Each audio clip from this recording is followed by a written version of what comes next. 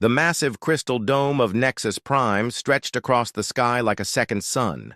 Inside its gleaming walls, the greatest minds of the galaxy gathered for another session of the Galactic Council. Ships from hundreds of worlds filled the orbital platforms around the capital planet. Each vessel represented a different species, a different culture, and a different level of power in the vast network of civilizations that controlled the stars. Ambassador Zexathara walked through the grand halls with confident steps, her crystalline body caught the light and threw rainbow patterns on the polished floors. As a representative of the hegemony, she commanded respect from nearly every other delegate. The hegemony controlled over 3,000 star systems and had the most advanced military in the galaxy. When Zexathara spoke, others listened. The morning session focused on trade disputes between the mining guild and the agricultural consortium. Boring stuff, really. Zexathara let her mind wander as the representatives argued about shipping routes and resource allocation. These meetings always covered the same topics. Who could mine where, which species got access to what technology, and how to divide up the galaxy's wealth among the major powers. A soft chime indicated a short break. Delegates scattered to private meetings and informal discussions. Zexathara was reviewing her notes when a young aide approached her. The creature looked nervous, its green skin showing patches of lighter color that meant anxiety in its species. "Ambassador," the aide said quietly, "I wanted to bring something to your attention. It concerns one of the quarantine systems." Zexathara barely looked up from her data pad. "What about them?" "The quarantine protocols are clear. We don't interfere with pre-FTL species until they develop faster-than-light travel on their own." "Yes, ma'am, but this particular system has shown some unusual activity lately. The species there, they call themselves humans, have been making rapid technological progress. Our long-range sensors detected some energy signatures that don't match their normal development patterns." Now Zexathara did look up, but only to give the aide a look that could freeze plasma. "Humans? You mean the primitives in System Sol 3? The ones who still fight wars over water and pieces of land?" The aide's skin turned even lighter. "Yes, ma'am. Those ones. But the energy readings suggest they might be experimenting with spatial manipulation technology. Nothing confirmed, of course, but the patterns are unusual for a species at their development level." Zexathara laughed, a sound like crystal bells breaking. "Spatial manipulation? Those barely evolved apes can't even leave their own star system without chemical rockets. They've been stuck on their single world for their entire recorded history, except for a few short trips to their tiny moon." She stood up, her tall form casting long shadows. "Let me tell you something about humans, young one. I've read the reports. They're violent, primitive creatures who spend most of their time fighting each other over resources their planet has in abundance. They pollute their own world, start wars over invisible lines they draw on maps, and waste enormous amounts of energy on entertainment and sports." The aide tried to speak again, but Zexathara held up one crystalline hand for silence. "Their most advanced weapons are crude fusion devices that they're too scared to use because they might destroy themselves. Their space program consists of strapping themselves to controlled explosions and hoping for the best. Do you know how long it took them to figure out how to keep people alive in space for more than a few days? No, ma'am. Decades. It took them decades to learn what any spacefaring species figures out in a few years. They're not even close to understanding the basic principles of faster-than-light travel. Most species develop at least theoretical FTL, physics within a century of achieving nuclear fusion. The humans have had fusion for almost a century, and they still think the speed of light is some kind of universal barrier." Zexathara walked to the massive windows that looked out over the capital city. Thousands of species moved through the streets below, all of them part of the vast galactic community. Ships came and went from the spaceports, carrying goods and people between distant worlds in the time it took humans to travel between cities on their own planet. "The humans are a perfect example of a dead-end species," she continued. "They have All the aggressive instincts necessary for space exploration, but none of the wisdom to use those instincts properly. They'll either destroy themselves in some stupid war, or they'll spend the next 1,000 years slowly, painfully crawling toward basic space technology. But the energy readings, the aide started, are probably some kind of weapons test. Zexathera interrupted. Those creatures love their weapons. They've turned warfare into an art form. If they're generating unusual energy signatures, it's because they're building bigger and better ways to kill each other. She turned back to face the aide, her expression showing the kind of patience an adult might have for a particularly slow child. I've been doing this job for over 2 centuries. I've seen dozens of species at the human's development level. Some make it to the stars. Most don't. The ones that do make it usually take between 500 and 2,000 years to develop stable FTL technology. The humans show no signs of the social development necessary for that kind of advancement. They can't even agree on how to manage their own planet, let alone coordinate the kind of massive scientific and industrial projects required for interstellar travel. Their political systems change every few years. Their economic systems are based on the idea that infinite growth is possible on a finite world. They're doomed to failure. The aide looked uncomfortable but pressed on. Should we at least increase monitoring of the system? The readings really are unusual, and it wouldn't cost much to send a science vessel to take a closer look. Zexathera's laugh was sharper this time. And waste resources on those primitives? Do you have any idea how many species are currently at the edge of FTL development? Real species with actual potential for galactic citizenship? We have the Keth Mori, who've just solved stable fusion containment. The Veltari have developed quantum computing and are working on spatial mathematics. The Mordun have achieved perfect biological engineering and are starting to think about the stars. Those species deserve our attention and resources. Those species have shown the kind of steady, logical progress that leads to successful spacefaring civilizations. The humans are a distraction at best. She walked back to her desk and sat down, clearly considering the conversation over. File your report if you must, but mark it as low priority. Note that the hegemony considers System Sol 3 to be of minimal strategic or scientific interest. We'll review their status again in 50 years, assuming they haven't destroyed themselves by then. The aide gathered its courage for one final attempt. What if we're wrong? What if they do achieve FTL technology ahead of schedule? Zexathera didn't even look up from her data pad. Then I'll personally apologize to every human I meet. But that's not going to happen. Trust me. I've been evaluating pre-FTL species longer than your entire homeworld has been spacefaring. I know a dead-end species when I see one. The aide left. Its mission failed. Zexathera returned to her work, already forgetting about the brief conversation. She had real problems to deal with. Trade negotiations with the academic collective, border disputes with the Freedom Alliance, and the endless task of maintaining hegemony control over the galaxy's most important systems. Meanwhile, in a small research facility hidden deep beneath the surface of Earth, Dr. Sarah Chen stared at readings that would have made every alien scientist in the galaxy stop breathing if they had known about them. The massive particle accelerator stretched for miles underground, but that wasn't what had her attention. What mattered was the tiny point of absolute nothingness that hung in the center of her laboratory. For exactly 0.3 seconds, her team had opened a hole in space itself. For 0.3 seconds, they had connected 2 points in the universe that were separated by hundreds of meters, making distance meaningless. For 0.3 seconds, they had achieved something that every physics textbook said was impossible. Run the calculation. Again, she told her assistant, a young man whose hands were still shaking from excitement. I've run it 12 times, Dr. Chen. The math is solid. We created a stable micro-wormhole.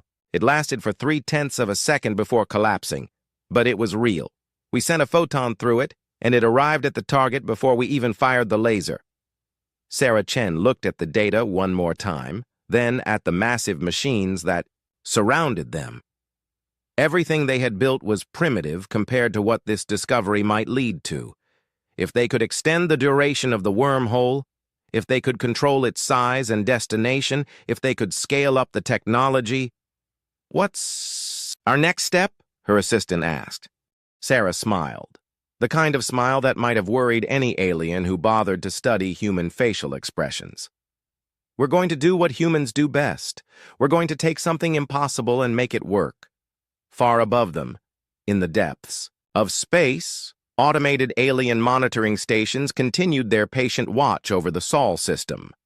They recorded the usual human activities: radio transmissions full of entertainment and arguments, chemical rockets carrying supplies to primitive space stations, and the endless electromagnetic noise of a species that hadn't learned to properly manage its own technology. None of the monitoring stations were designed to detect the specific type of spatial distortion that had occurred deep underground on Earth. The aliens who built those stations had made assumptions about human development that seemed perfectly reasonable. After all, every other species in the galaxy had followed roughly the same path to the stars. First fusion power, then better computers, then basic space industry, then theoretical FTL physics, and finally working faster than light travel. The process took centuries at best, millennia at worst. The idea that a species might skip several steps, that they might stumble onto advanced spatial manipulation before they had even established permanent colonies on other worlds in their own system, was so unlikely that no one had bothered to prepare for it. In the Galactic Council's vast databases, System Sol 3 remained marked as a low-priority quarantine zone. The humans were expected to follow the same slow, predictable path that every other species had taken to join the galactic community. There was no reason to think otherwise, no reason at all. The next session of the Galactic Council began with reports from the Outer Rim territories, new trade agreements, minor territorial adjustments, and the usual complaints about shipping delays. Zexathara listened with half her attention while reviewing proposals for the hegemony's next expansion phase. She had completely forgotten about the nervous aid and their concerns about unusual energy readings from some primitive world. After all, she had more important things to worry about than the activities of a species that hadn't even learned to leave its own star system. It would be 3 years before anyone in the galaxy learned just how wrong that assumption was. Captain Marcus Rodriguez stood on the bridge of the UES Endeavor and watched impossible things happen on his screens. 3 years of his life had led to this moment. 3 years of testing, training, and wondering if the scientists were completely insane or completely brilliant. The answer was both. "Wormhole drive stable," reported Lieutenant Kim from the engineering station. "All systems green. We're holding position approximately 4 light-years from Earth, near the Kepler 442 system." Marcus nodded, trying to look calm while his heart hammered against his ribs. They had just traveled 4 light-years in 37 minutes. The trip should have taken over 4 years, even at the speed of light. Instead, they had stepped through folded space like walking through a doorway. "Any signs of local traffic?" he asked. Ensign Torres checked her sensors. "Nothing on conventional scans, sir." "Wait." She frowned at her displays. "Sir, I'm picking up something unusual. It's not broadcasting on any frequency we recognize, but there's definitely an artificial object about 2 million kilometers away." "Show me." The main screen shifted to display a ship unlike anything in Earth's databases. It was long and sleek, with a hull that seemed to shift color as they watched. Strange projections extended from various points along its length and the whole thing pulsed with a soft, rhythmic light. "That's not human," Marcus said quietly. His communications officer, Lieutenant Park, looked up from her station. "Sir, we're receiving some kind of transmission from that vessel. It's not using radio waves. The signal is coming through on frequencies that shouldn't exist according to our physics." "Can you translate it?"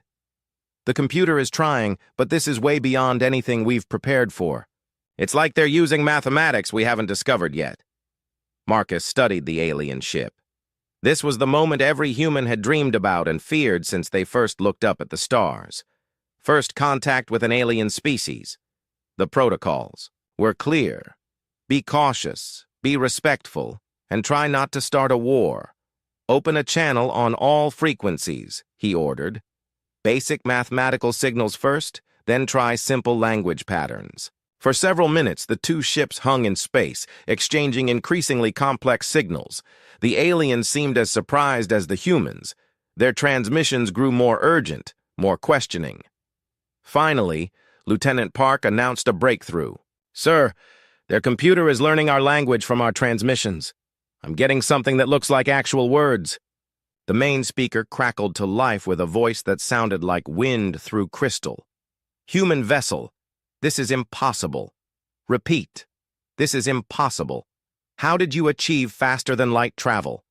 Marcus activated the communications system. "This is Captain Marcus Rodriguez of the United Earthship Endeavor. We've achieved FTL travel through wormhole manipulation technology. May I ask who I'm speaking with?" A long pause followed. When the voice returned, it sounded stunned. "This is Science Commander Veltar of the Zephyrian research vessel Quantum. Wind. Human Captain, our records show your species achieved controlled fusion only 50 cycles ago. You should not possess FTL technology for at least another 1,000 cycles. Cycles? Your years. We have been monitoring your system since your species split the atom. You are developing far too quickly for this to be natural progression." Marcus felt a chill run down his spine. "You've been watching us? All pre-FTL species are monitored according to Galactic Council protocols. But Captain Rodriguez, you must understand how impossible this situation is. No species in recorded galactic history has achieved FTL travel before establishing colonies throughout their home system. No species has developed spatial manipulation without first mastering quantum field theory, dimensional mathematics, and unified physics. We call it the Chen drive," Marcus said. "Dr. Sarah Chen discovered how to create stable wormholes using modified fusion reactors and quantum field generators." Another long pause. "Captain, would you be willing to meet in person? I need to verify that your ship is real and not some elaborate deception." Marcus looked around his bridge. His crew looked back at him with expressions ranging from excitement to terror. They had trained for this moment, but training and reality were very different things. "Agreed, Science Commander. We'll meet at the midpoint between our vessels."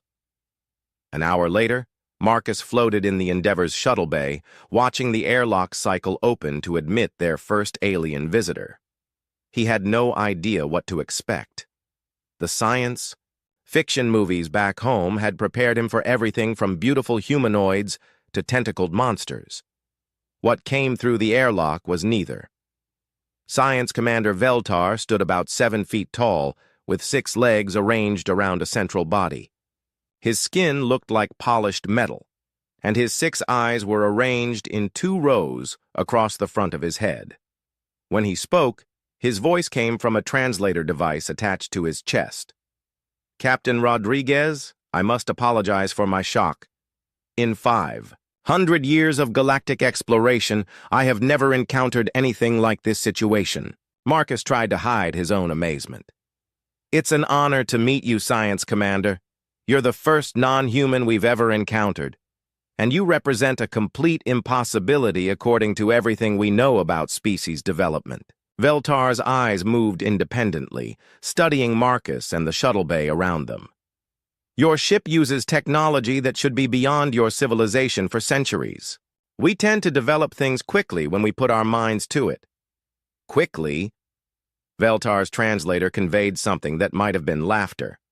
"Captain, most species require between 800 and 2,000 years to progress from first controlled fusion to working FTL drives. Your species has done it in less than 100. Marcus led Veltar through the ship, showing him the wormhole drive and explaining what little he understood about how it worked. The alien scientist grew more agitated with each revelation. "This is not how technological development works," Veltar kept saying. "There are prerequisites, mathematical foundations that must be established, engineering challenges that take generations to solve, safety protocols that require centuries of testing. Dr. Chen says that most problems have solutions if you think about them differently, Marcus replied. She approached FTL travel as an engineering challenge instead of a physics problem. Engineering? Captain, you're manipulating the fundamental structure of space-time. This requires theoretical physics at the highest level. She built it in her garage first. Veltar stopped walking, all 6 of his eyes focused on Marcus. Excuse me? The first prototype. Dr. Chen built it in her garage using parts from old television sets and microwave ovens. She wanted to see if her theories would work before asking for government funding. The alien scientist was quiet for a long time. When he finally spoke, his voice was barely above a whisper. Your species builds experimental space-time manipulation devices in residential structures using entertainment equipment? We're pretty good at improvising. Their conversation was interrupted by urgent alarms throughout the ship. Lieutenant Park's voice came over the intercom. Captain, to the bridge immediately. We have multiple contacts approaching fast. Marcus and Veltar rushed to the bridge, where the displays showed a dozen ships dropping out of FTL around them. These vessels were larger than the Zephyrian science ship, with angular hulls covered in weapon ports. Hegemony Patrol, Veltar said, his voice tight with worry. Captain, you need to leave immediately. If they capture your ship, they'll strip it down to study your technology. Your species isn't ready for that kind of attention. What about you? I'll tell them I was investigating an unusual energy reading, nothing about your ship or your capabilities. Marcus nodded to his crew. Emergency jump. Get us out of here. Where to, sir? Home. We need to report this. The Endeavor's wormhole. Drive engaged, tearing a hole in space that swallowed the ship in an instant. Veltar watched them disappear, then turned to face the approaching hegemony vessels. He had a lot of difficult explaining to do, but first, he had to decide how much to tell them. The lead hegemony ship, a massive dreadnought called the Iron Fist, moved into position around the quantum wind. Its captain, a warrior named Thokmur, was known throughout the fleet for his suspicious nature and quick temper.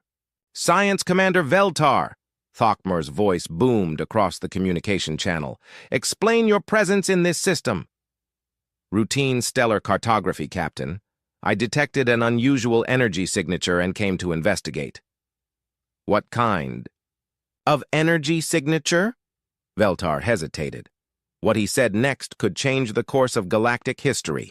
If he told the truth, the hegemony would immediately move to capture or destroy Earth before humanity could develop their technology further.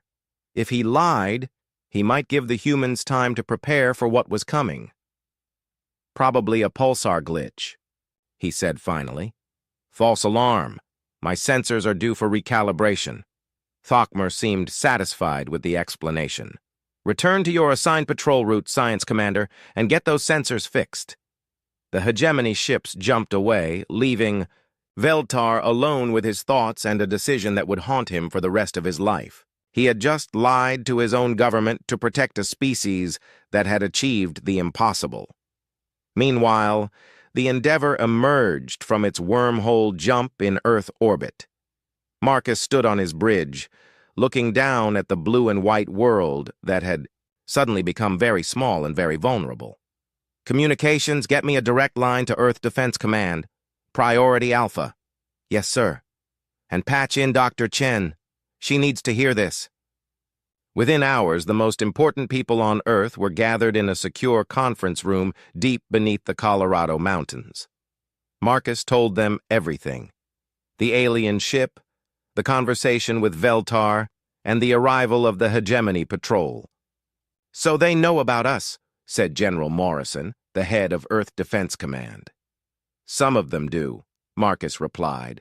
But the Zephyrian scientists seem to be trying to protect us. He didn't tell the military ships about our capabilities. Dr. Chen had been quiet during the briefing, but now she spoke up. How long do you think we have? No way to know for sure, Marcus said. But based on what Science Commander Veltar told me, our existence is going to cause major problems in their galactic community. Species aren't supposed to develop FTL travel this quickly. Then we need to prepare, General Morrison said. Dr. Chen, how quickly can you build more ships with the wormhole drive? Give me 6 months and unlimited resources, and I can build a fleet. You have both. As of this moment, Earth's entire industrial capacity is at your disposal. Dr. Chen smiled, the same expression she had worn in her laboratory 3 years earlier when she first opened a hole in space. Then let's get to work. In the depths of space, automated monitoring stations throughout the galaxy began detecting unusual activity in the Sol system. The humans were moving faster than ever before, launching massive construction projects and industrial operations that didn't match any known development pattern. But the aliens who monitored those stations still thought they were watching a primitive species slowly building chemical rockets and metal space stations. They had no idea that the humans were preparing for war. The emergency session of the Galactic Council was unlike anything in recorded history. Representatives from across the galaxy had gathered on Nexus Prime within days of receiving Science Commander Veltar's classified report. The massive crystal dome that housed the council chambers hummed with tension and urgent conversations. Ambassador Zexathara stood at her assigned podium, her crystalline form rigid with anger and disbelief. The report that had triggered this emergency session lay open before her, its contents challenging everything she thought she knew about galactic politics and species development. The evidence is clear, announced Prime Chancellor Mordeth, the ancient being who presided over council sessions. His voice echoed through the chamber with the authority of 10,000 years.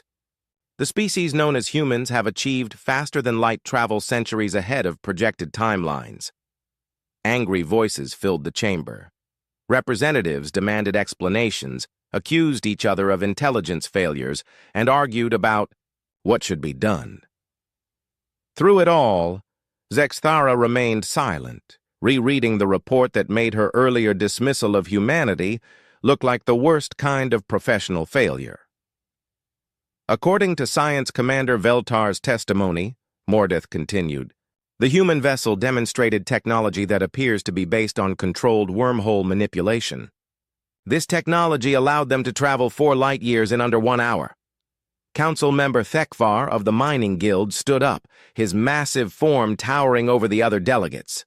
This is impossible. No species develops FTL travel without first establishing a proper industrial base. The humans haven't even colonized their own star system. Nevertheless, Mordeth replied, the evidence suggests they have done exactly that. Ambassador Zexathara finally activated her speaking platform. The chamber fell silent as all attention turned to her. As the representative of the galaxy's most powerful military force, her words would carry enormous weight. 3 years ago, she began, her voice carefully controlled. A junior aide brought concerns about unusual energy readings from the Sol system. I dismissed those concerns based on standard species development models. I was wrong. The admission sent shockwaves through the chamber. Hegemony representatives were not known for acknowledging mistakes. The question now, Zexathara continued, is what we do about this unprecedented situation. The humans have broken every rule of natural technological progression. They pose a threat to the established order of galactic civilization. Chancellor. Mordeth nodded gravely. The Council recognizes 3 potential courses of action. First, immediate military intervention to prevent further human technological development. Second, diplomatic contact to bring humanity into the galactic community under strict supervision. Third, continued observation while we attempt to understand how they achieved this impossible advancement. The chamber erupted in debate. 3. Distinct factions quickly emerged, each with their own vision of how to handle the human problem.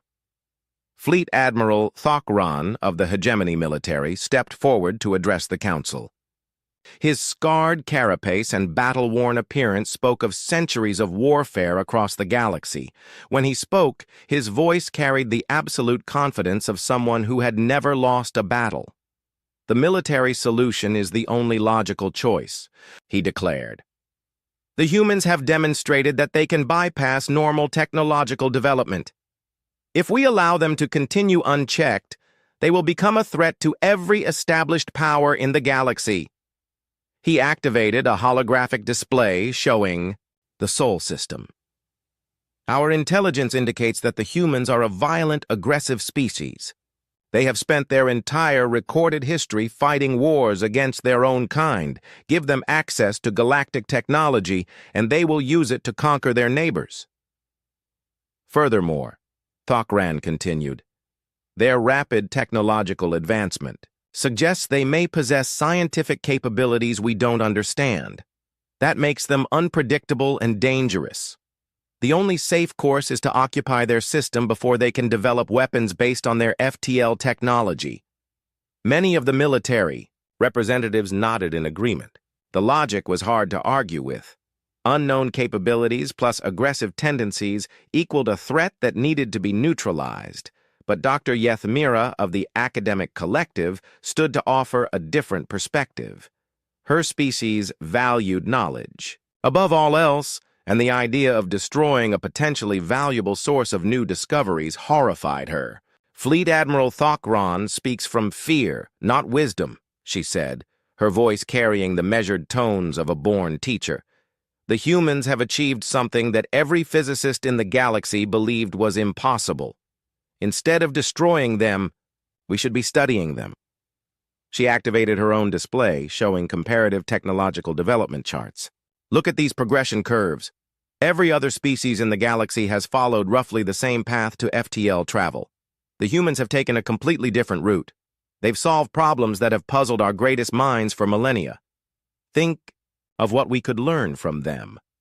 Their approach to scientific research, their methods of technological development, their unique perspective on physics and engineering.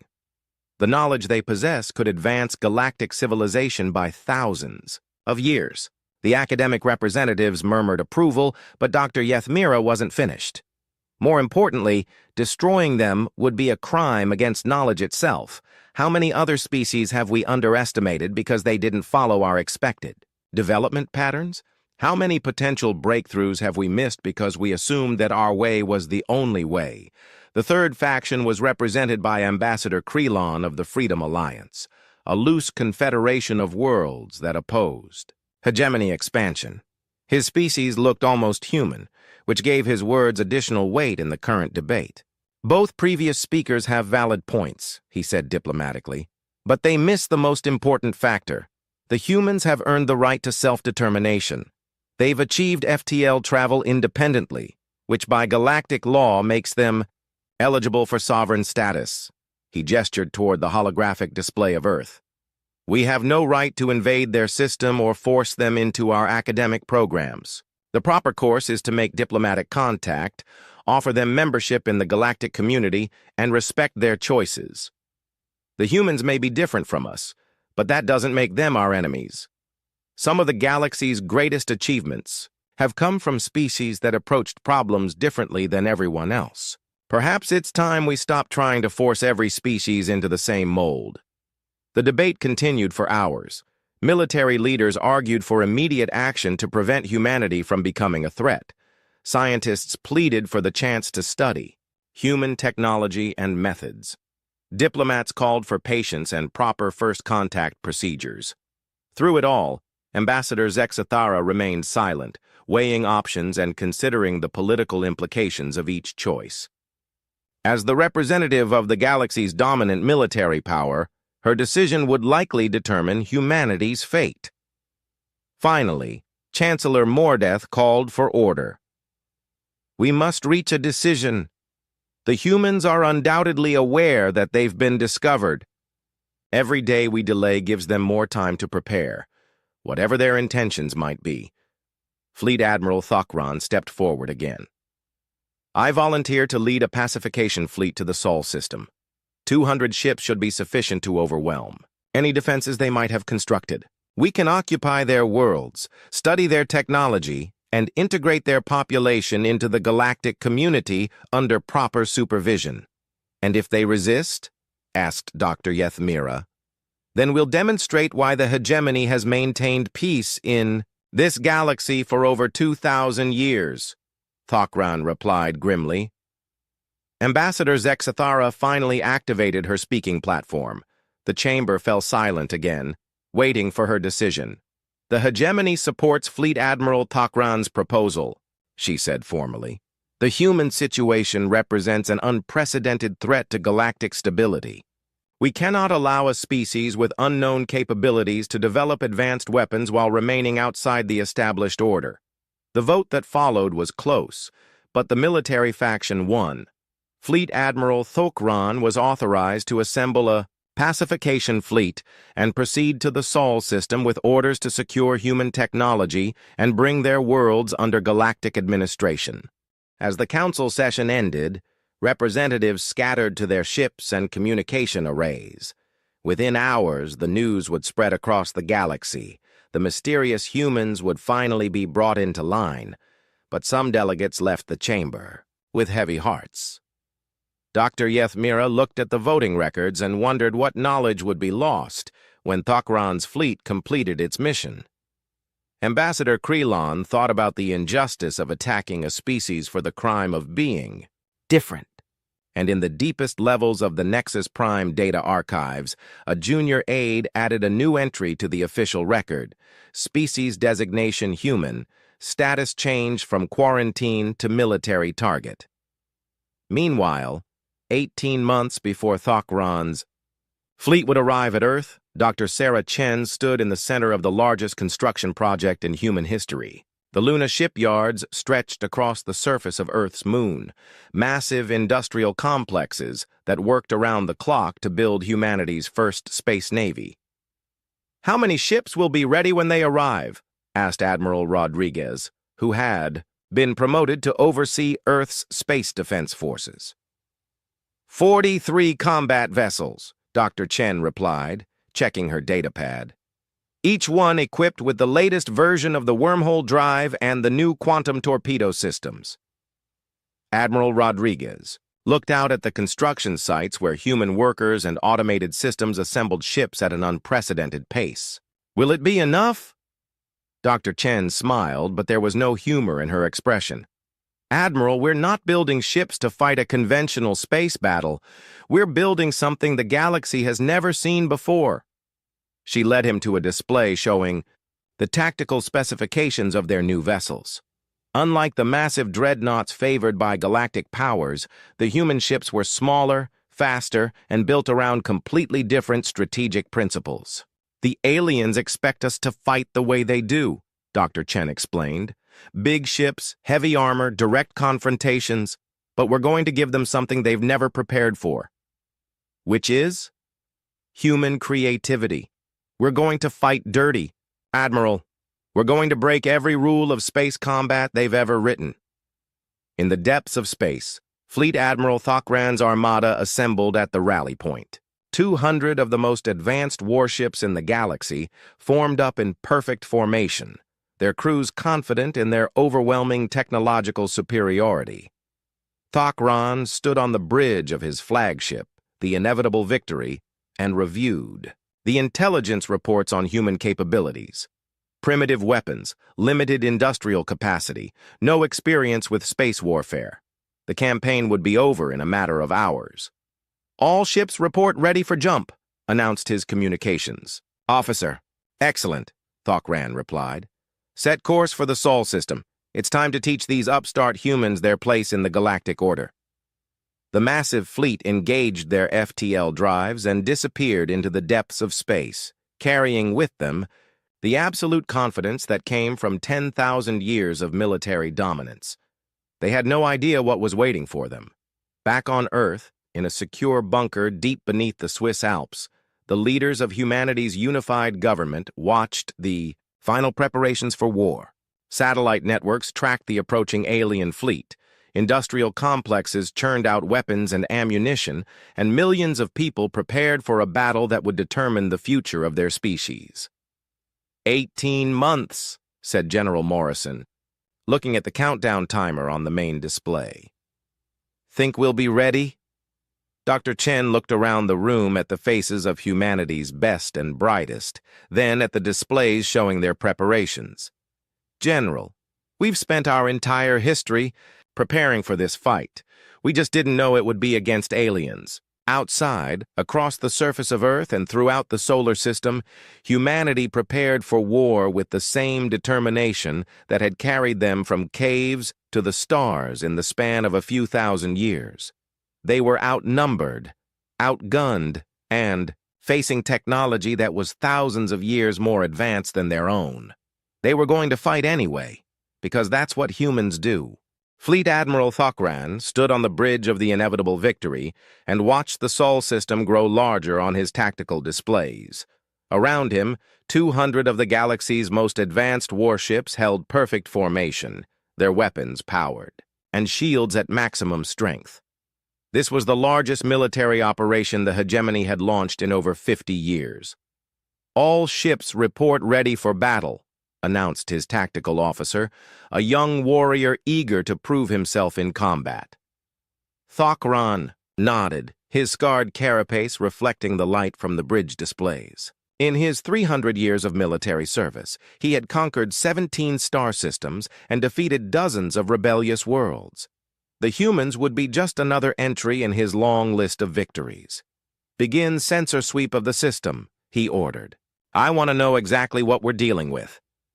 The main display showed the Sol system in perfect detail. The third planet from the star glowed blue and white, clearly the center of human civilization. Closer to the star, massive industrial installations covered the second planet's surface. The fourth planet showed signs of mining operations, and the asteroid belt buzzed with automated cargo haulers. Impressive industrial development for such. "A young species," admitted his science officer. "They've been busy since we started monitoring them." Thokran studied the tactical readouts with growing confusion. "Where are their defensive installations? I'm not seeing any orbital fortresses or planetary shields. Sir, we're detecting approximately 40 ships in the outer system. They appear to be moving to intercept our fleet." 40 ships? Thokran laughed, a harsh sound that echoed through the bridge. "They're sending 40 ships against 200? Have they lost their minds?" His communications officer looked up. From her station. "Sir, we're receiving a transmission from the lead human vessel, audio only. Put it through." A calm voice filled the bridge, speaking in accented galactic standard. "Hegemony Fleet, this is Admiral Maria Chen of the Terran Defense Force. You are entering sovereign human space without permission. Please state your intentions, Thokran." Activated the communication system. "Human Admiral, I am Fleet Admiral Thokran of the Hegemony Military. You will surrender your ships immediately and prepare your worlds for occupation. Resistance will be met with overwhelming force." A long pause followed. When Admiral Chen responded, her voice carried a tone that Thokran couldn't quite identify. "Admiral Thokran, we respectfully decline your demand. Please withdraw from our system immediately." "You decline?" Thokran's voice rose in disbelief. "Admiral, you are facing the most powerful military force in the galaxy. Your 40 primitive ships cannot possibly stand against us." "Perhaps," Admiral Chen replied, "but we're going to try anyway." The communication channel closed. Thokran stared at the tactical display, trying to understand what he had just heard. In his centuries of military service, no enemy had ever been stupid enough to fight against impossible odds. Surrender was the logical choice when facing overwhelming force. "Sir," his tactical officer reported, "the human ships are moving into attack formation. They're actually going to fight us." Thokran shook his head in amazement. "Then we'll give them a quick lesson in military reality. All ships advance to medium range and prepare to fire. Target their lead vessels. We'll disable a few ships and show them how hopeless their situation is." The Hegemony fleet moved forward with the precision of a machine. Each ship knew its place in the formation, each weapon crew knew their targets, and each shield operator knew their power settings. This was how galactic warfare had been conducted for thousands of years. overwhelming force applied with mathematical precision. The human ships moved differently. Instead of forming the traditional battle lines that had dominated space combat for millennia, they scattered into what looked like random positions.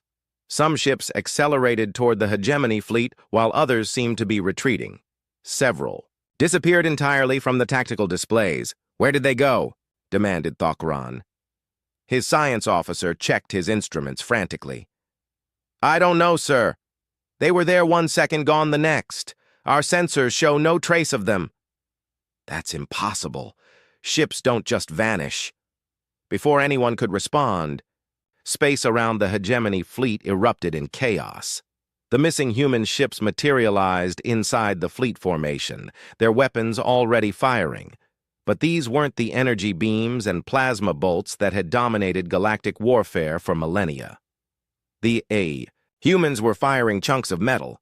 "Kinetic projectiles!" shouted the tactical officer. "They're firing solid matter at near light speed!" The primitive-looking weapons punched through advanced hegemony shields like they weren't there. Energy barriers designed to stop the most powerful plasma cannons in the galaxy proved useless against simple metal traveling at incredible velocity. "How are they penetrating our shields?" Thokran demanded. "The projectiles are too small and too fast for our defensive systems to target," his science officer replied, his voice tight with panic.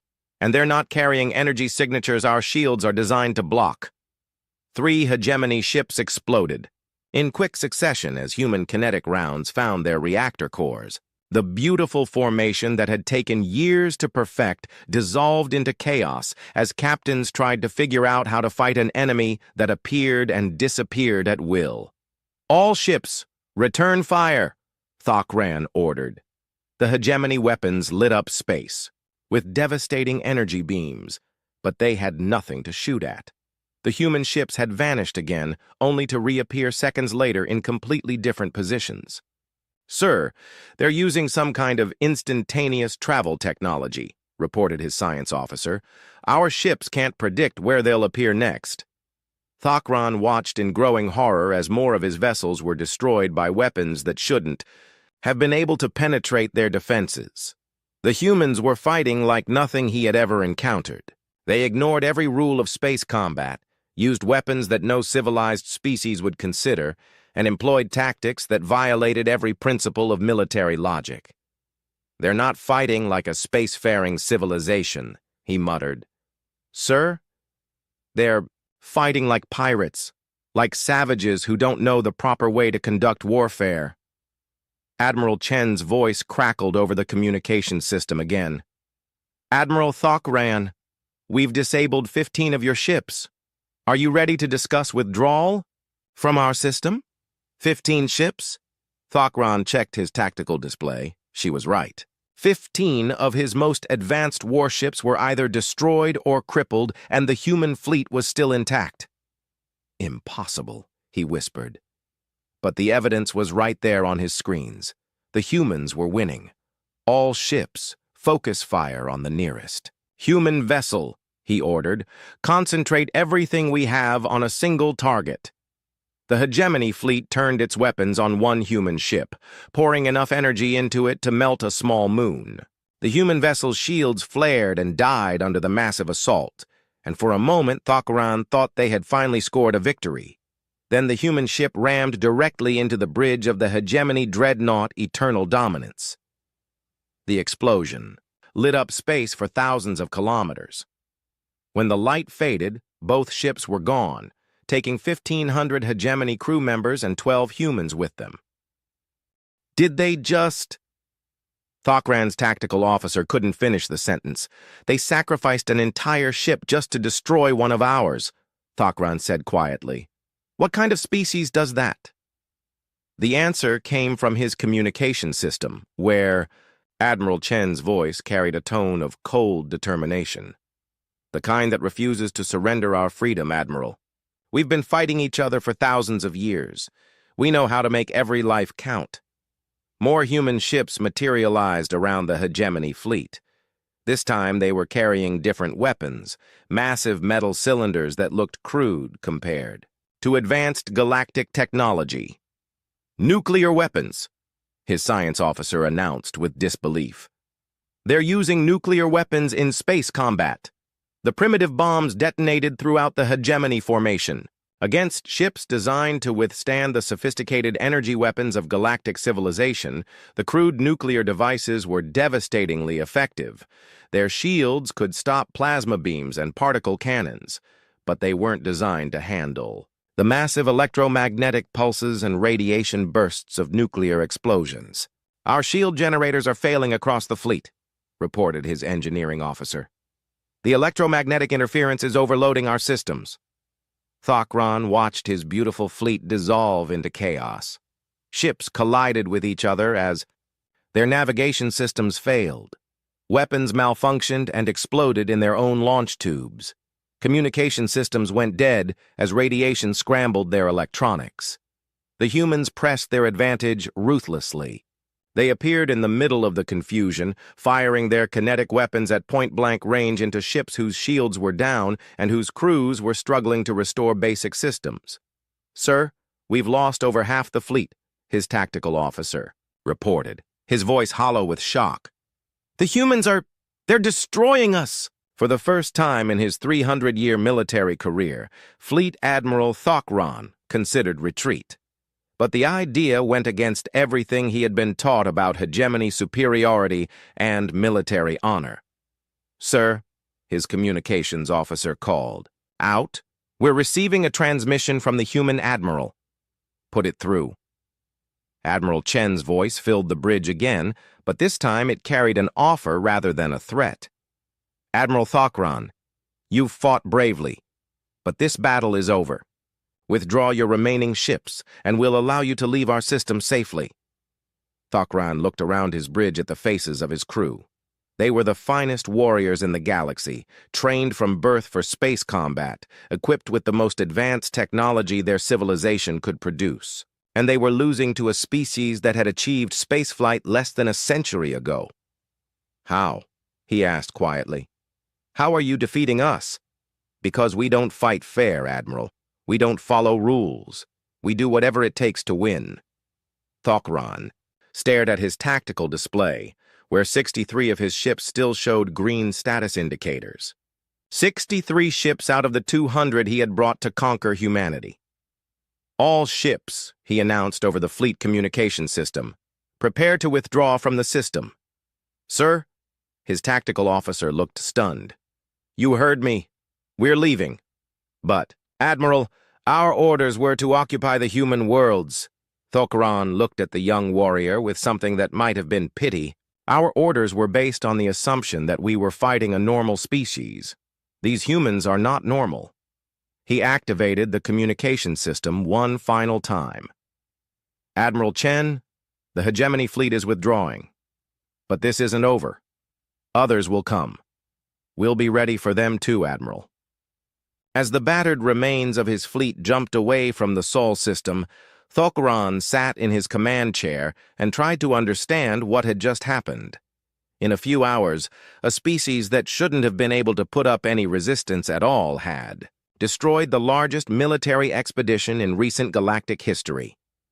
They had fought without honor, without following the established rules of warfare, without any regard for the way civilized species were supposed to conduct themselves.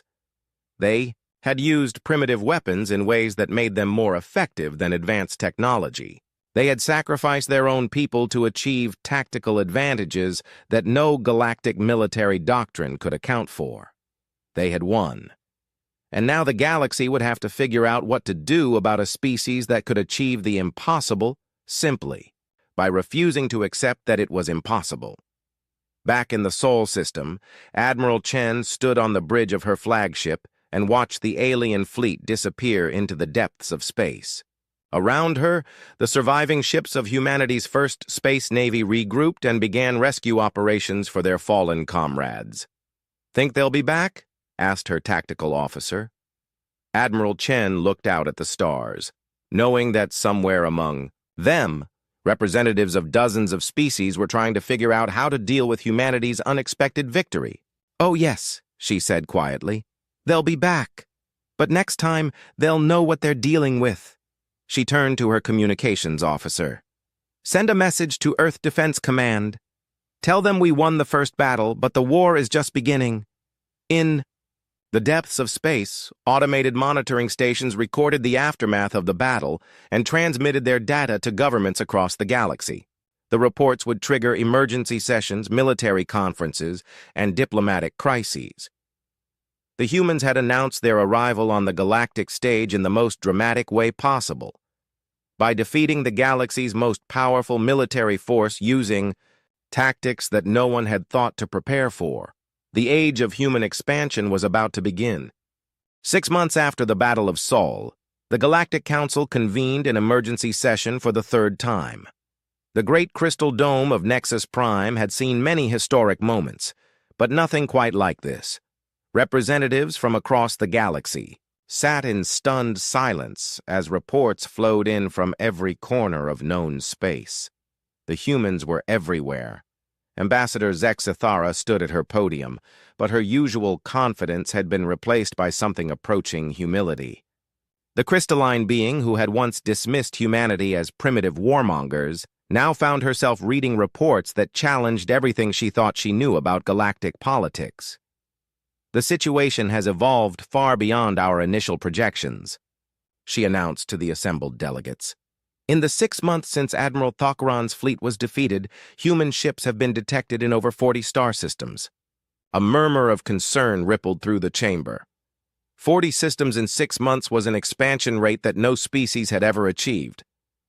"They're not conquering," Zexithara continued, reading from her data pad. "They're exploring, trading, and making contact with species we've never encountered. Somehow they've established diplomatic relations with the Kethmori Republic, signed trade agreements with the Veltari Consortium, and offered technological assistance to a dozen developing civilizations." Chancellor Mordeth's ancient voice filled the chamber. "How is this possible? Our intelligence indicated that humanity possessed at most 50 ships." Dr. Yethmira of the Academic Collective stood to address the council. Unlike the military representatives, she looked excited rather than worried. "Chancellor, we've been monitoring human industrial output since the battle. Their manufacturing capacity has increased by over 300% in 6 months. They're building ships faster than any species in recorded history." "That's impossible," declared General Crixton of the Hegemony military. "Ship construction requires years of planning, resource allocation, and quality control. No one builds a fleet that quickly." "Apparently humans do," Dr. Yethmira replied. "They've turned their entire home system into a massive shipyard. Every moon, asteroid, and orbital platform is producing something related to space exploration. Their approach to manufacturing is unlike anything we've seen." She activated a holographic display showing the Sol system. The image revealed construction sites throughout the system, from massive shipyards orbiting Jupiter to mining operations in the asteroid belt. They use modular construction techniques that allow them to build ships like assembling puzzle pieces. Instead of constructing each vessel individually, they mass-produce standardized components and combine them in different configurations for different purposes. Ambassador Krelon of the Freedom Alliance looked thoughtful. "Ingenious. They've applied manufacturing principles from their home world to space construction. More than that," Dr. Yethmira continued, "they're sharing their techniques with other species. The Kethmori have increased their own ship production by 200% using human manufacturing methods." The revelation sent another wave of concern through the chamber. If humans were teaching their rapid development techniques to other species, the balance of power in the galaxy could shift dramatically. "There's something else," Zexithara said reluctantly. "We've received a formal request from the human government for membership in the Galactic Council." Silence filled the chamber. In 10,000 years of galactic civilization, no species had ever applied for council membership within a century of achieving FTL travel. Most species required several hundred years to develop the political and social structures necessary for galactic citizenship. Chancellor Mordeth spoke into the silence. "Under what authority do they make this request?" "They cite the Galactic Charter, Article 7, Zexithara replied. Any species that achieves faster-than-light travel and establishes peaceful contact with at least 5 council member species may apply for provisional membership. They've met those requirements, Ambassador Krelon observed. In fact, they've exceeded them. My latest reports indicate they've made contact with over 20 council species. And what do those species report about human behavior? Asked Chancellor Mordeth. Dr. Yethmira consulted her notes. Universally positive. The humans have offered technological assistance without demanding anything in return. They've helped the Zephyrians solve a quantum computing problem that had puzzled them for decades. They've provided medical technology to the Morton that eliminated a genetic disease that had plagued their species for generations. They're giving away advanced technology? General Crixton sounded incredulous. Not giving away, Dr. Yethmira corrected. Trading. But their trade terms are remarkably generous. They seem more interested in establishing relationships than maximizing profit. Ambassador Zexathara accessed another report. We've also received multiple requests from member species asking for human technical advisors. The Veltari want help improving their industrial efficiency. The academic collective has formally requested access to human research methods. Why? Asked Chancellor Mordeth. Because human scientists approach problems differently than anyone else in the galaxy, Dr. Yethmira explained, her excitement evident. Where we see impossible barriers, they see engineering challenges. Where we accept limitations, they find creative solutions. She pulled up another display showing comparative research data. In 6 months, human scientists working with the academic collective have made breakthrough discoveries in 3 different fields. They've developed new approaches to quantum mechanics, discovered more efficient methods of energy storage, and created new materials that shouldn't be possible according to our current understanding of physics. The chamber buzzed with conversation as delegates tried to process the implications. The humans weren't just militarily dangerous, they were revolutionizing galactic science and technology. There's one more thing, Zexathara said, her voice carrying a note of something that might have been respect. We've received a personal message from the human representative who will be addressing the council today. They're already here? Chancellor Mordeth sounded surprised. Ambassador Sarah Chen arrived this morning aboard a new class of human vessel. She's requested permission to address the full council regarding humanity's application for membership. Chancellor Mordeth consulted the council records. Dr. Sarah Chen, the scientist who developed human FTL technology. The same. Zexathara confirmed. She's been appointed as humanity's first galactic ambassador. Very well. Summon Ambassador Chen to address the council.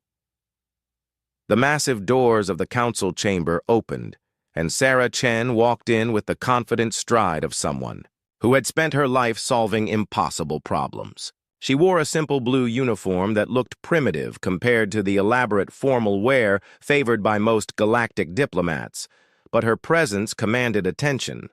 She approached the central speaking platform and looked around the chamber at representatives from hundreds of worlds and dozens of species. When she spoke, her voice carried clearly through the vast space. Honored delegates of the Galactic Council, I am Ambassador Sarah Chen of the Terran Federation. I come before you today not as a conqueror or a supplicant, but as a neighbor who wishes to join the galactic community. She paused, letting her words sink in before continuing. 6 months ago, many of you saw humanity as a threat to be eliminated or a curiosity to be studied. I understand why. We don't follow the traditional patterns of species development. We don't accept that things are impossible just because they've never been done before. We approach problems with what you might call an uncomfortable level of optimism. Soft laughter rippled through parts of the chamber. But I'm here to tell you that humanity's greatest strength isn't our technology or our military capabilities. Our greatest strength is our refusal to accept limitations.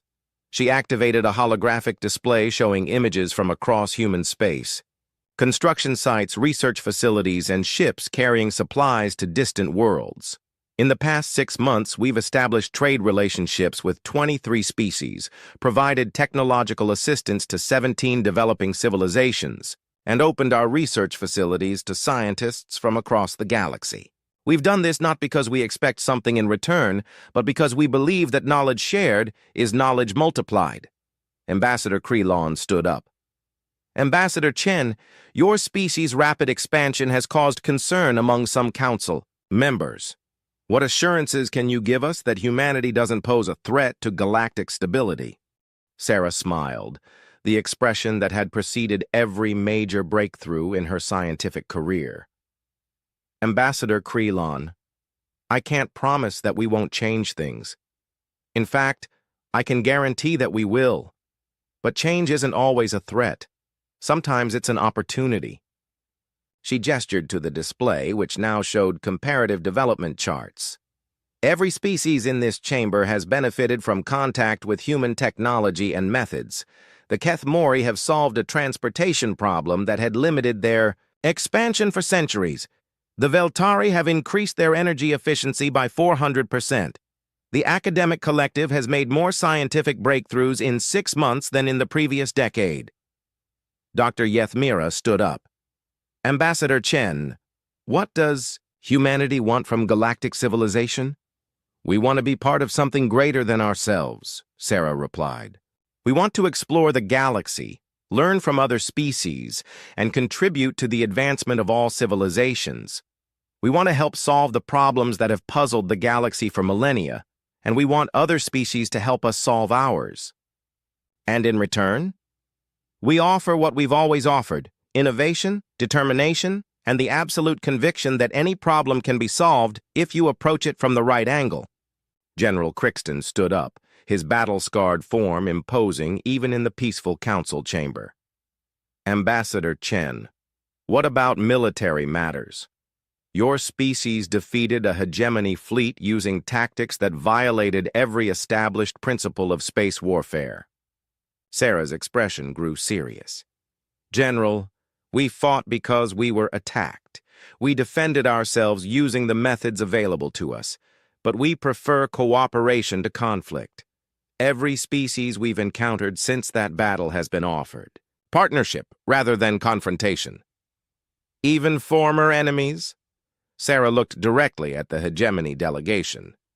Especially former enemies. Fleet Admiral Thakran is currently serving as a military liaison with our defense forces, helping us understand galactic military doctrine while we share our unconventional approaches with him. A gasp of surprise went through the chamber. The idea of former enemies working together so quickly was almost unheard of in galactic politics. How is that possible? Chancellor Mordeth asked.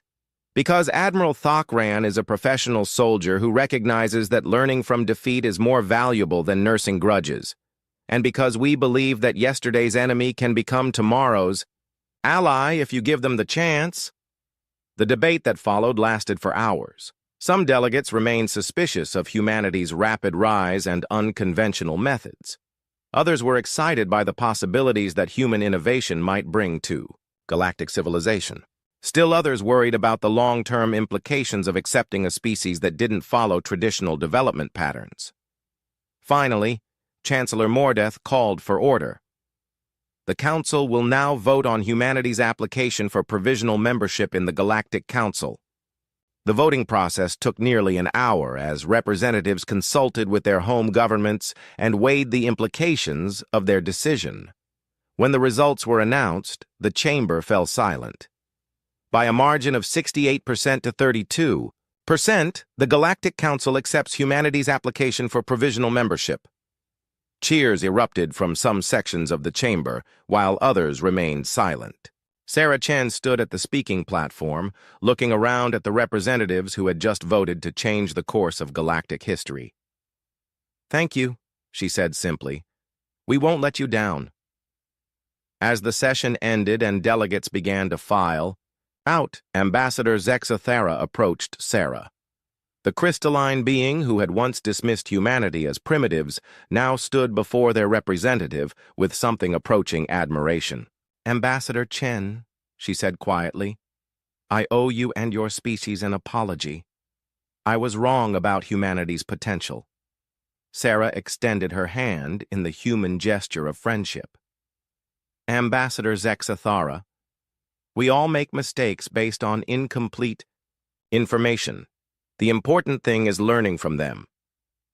Zexathara carefully shook the offered hand, a gesture of respect between two very different species.